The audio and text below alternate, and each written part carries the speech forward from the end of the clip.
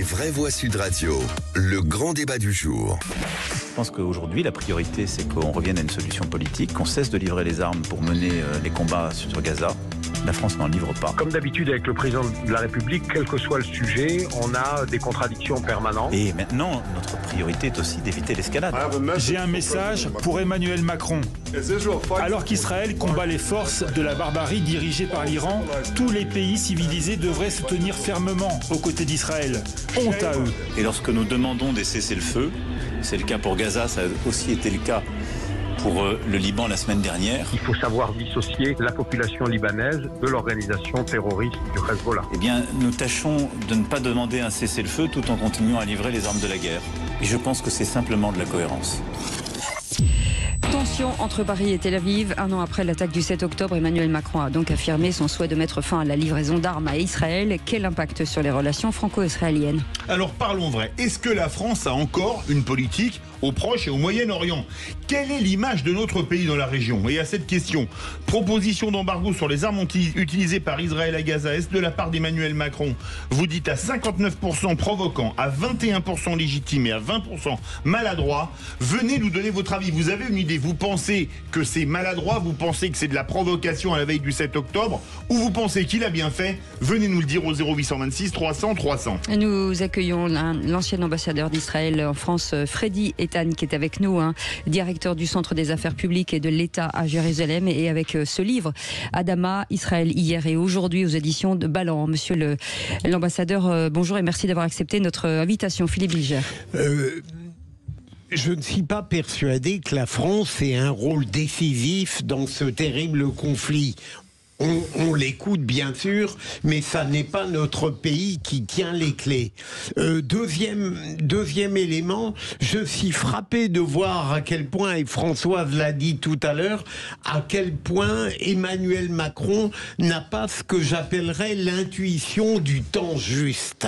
C'est-à-dire que ce qu'il peut dire est acceptable, mais il le dit au plus mauvais moment, comme s'il manquait de cette décence élémentaire qui fait que par moment on doit se taire et d'autres fois on doit parler. Et dernier élément, je termine, c'est le fait que quand il est comme il est dans une sorte de pas de véritable cohabitation, mais d'obligation de singulariser par rapport à un gouvernement, je me demande s'il ne tombe pas parfois dans une sorte de provocation. Françoise de Gaulle. Alors, c'est vrai que, d'abord, sur la question, est-ce qu'on a un rôle à jouer? Bien sûr qu'on a perdu une immense influence, mais en matière symbolique, en tout cas, on a un rôle très important. La communauté juive est la plus importante en France de tous les pays européens. C'est une des plus importantes communautés juives au monde que nous avons en France. Et idem, l'inverse est vrai également en Israël. La communauté française est très importante.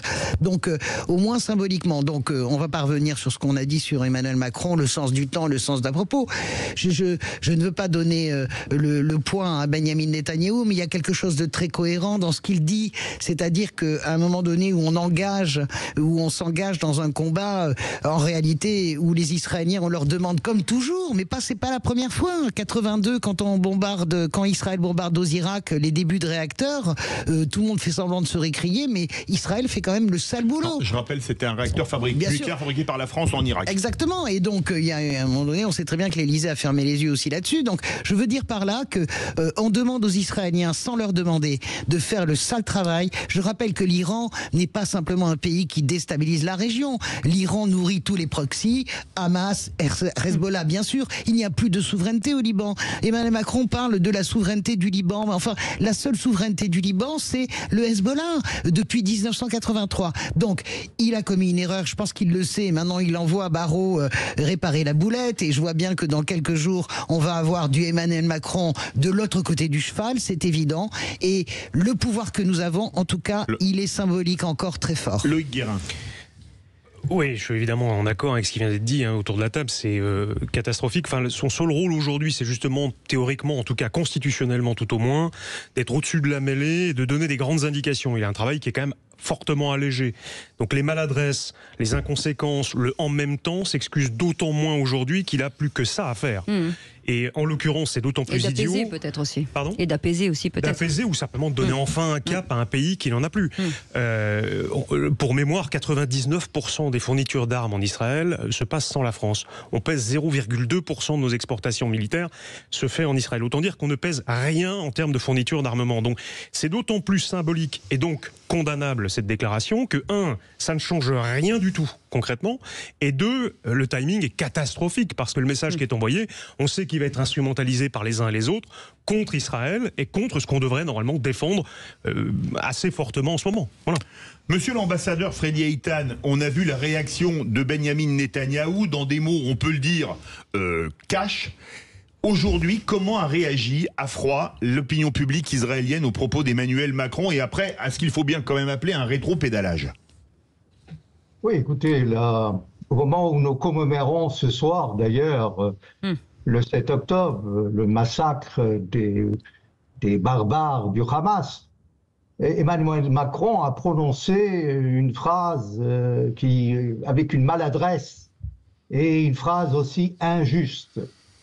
Vous savez, on est, les Israéliens, l'opinion générale, l'opinion publique, est assez révoltée de cette politique.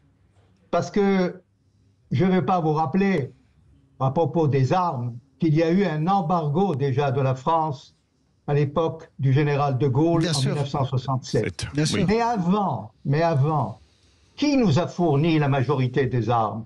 Qui a formé Tsahal? C'est la France. Qui nous a fourni une centrale nucléaire? C'est la France. Et aujourd'hui, en 2024, je suis francophile et je dirais, très enchanté qu'une grande partie des Français, de la France profonde, des médias, et aussi dans les cercles militaires des anciens combattants, comprennent parfaitement qu'est le combat de l'État d'Israël aujourd'hui. Et on ne met pas à pied d'égalité l'État juif avec des bandes de terroristes comme le Hezbollah et le Hamas. Je voudrais dire, monsieur l'ambassadeur, je sais très bien que vous ayez fait ce rappel historique sur le rôle de la France dans la formation notamment de Tsahal, de l'armée. J'entends ce que vous dites, on a tous fait ça sur l'idée du parallèle. Moi, ce qui me gêne profondément, c'est non seulement d'un point de vue géopolitique, donner le sentiment qu'il y a une faille et une brèche, si vous voulez, dans les Occidentaux pour faire court face à l'Iran qui se réfugie derrière le paravent des BRICS, c'est-à-dire la Chine, la Russie, etc. Donc, on en parlait avec Cécile l'autre jour, là-dessus, sur la Russie, que va faire la Russie.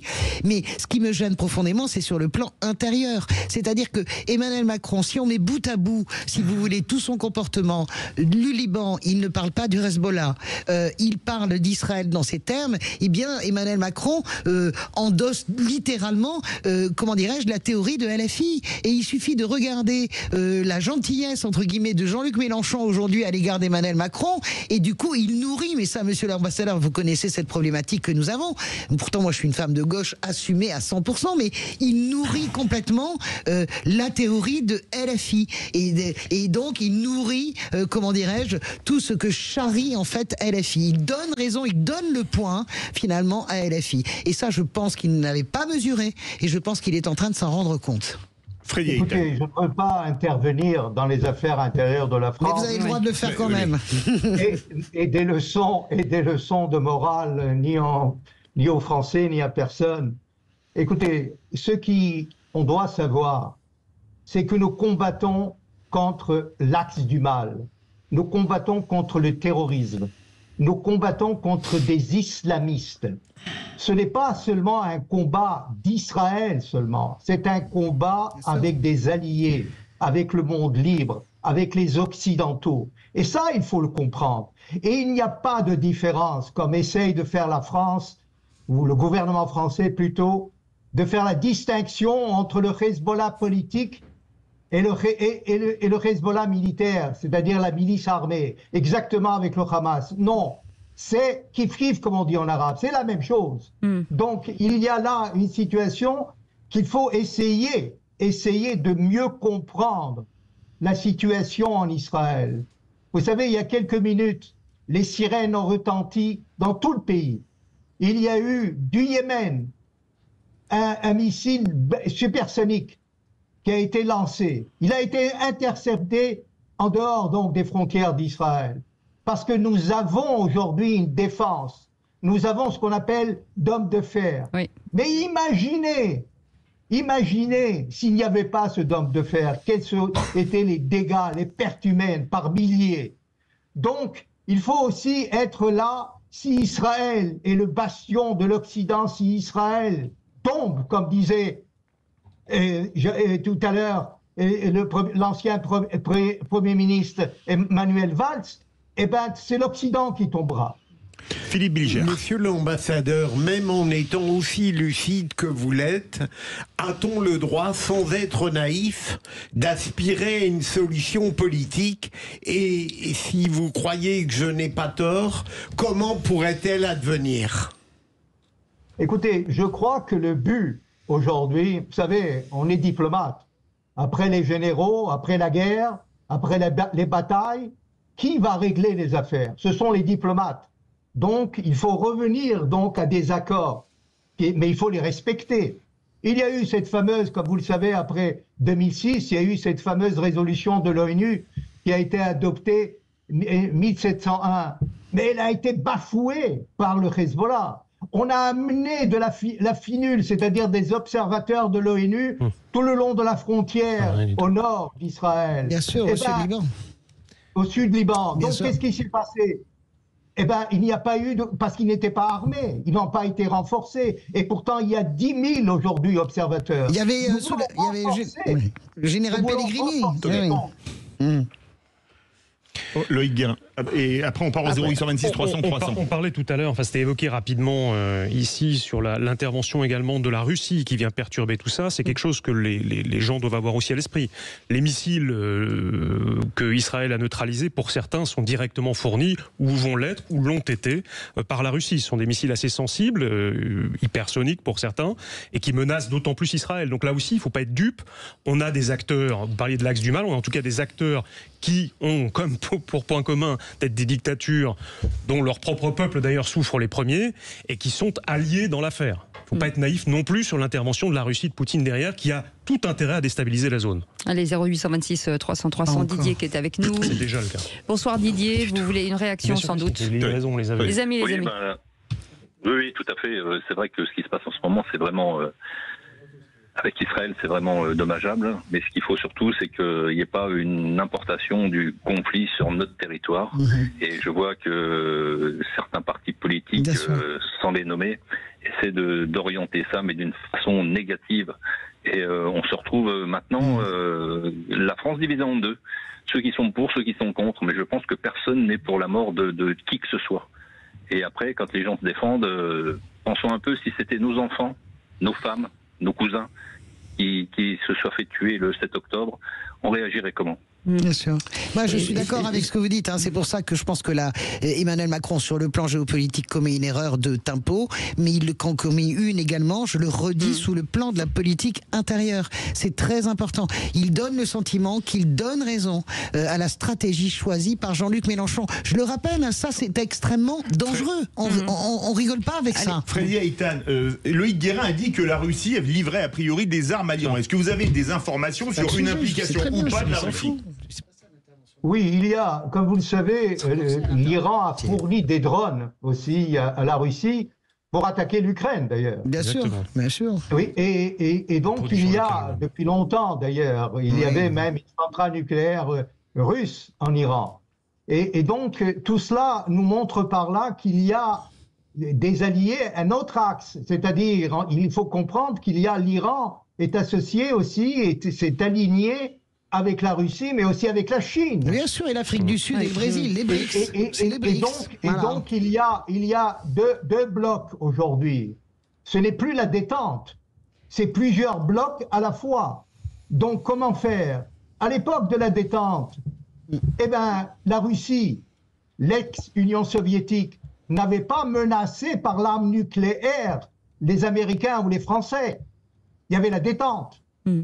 Et par contre, l'Iran aujourd'hui, c'est-à-dire un État théocratique, des mollahs qui, sous la soutane ont un revolver ou un Kalachnikov, comme on l'a vu lors de vendredi, lors de cette allocution du grand spirituel, si vous voulez, du spirituel Khomeini et Khamenei, qui a lancé un appel à continuer le combat, la résistance.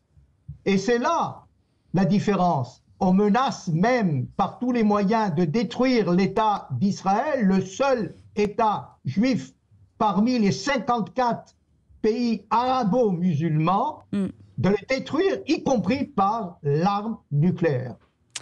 Merci beaucoup, Freddy Eitan, ancien ambassadeur d'Israël en France, directeur du Centre des affaires publiques et de l'État à Jérusalem, avec ce livre Adama, Israël hier et aujourd'hui aux éditions Ballant. Merci, monsieur l'ambassadeur, d'avoir été avec nous.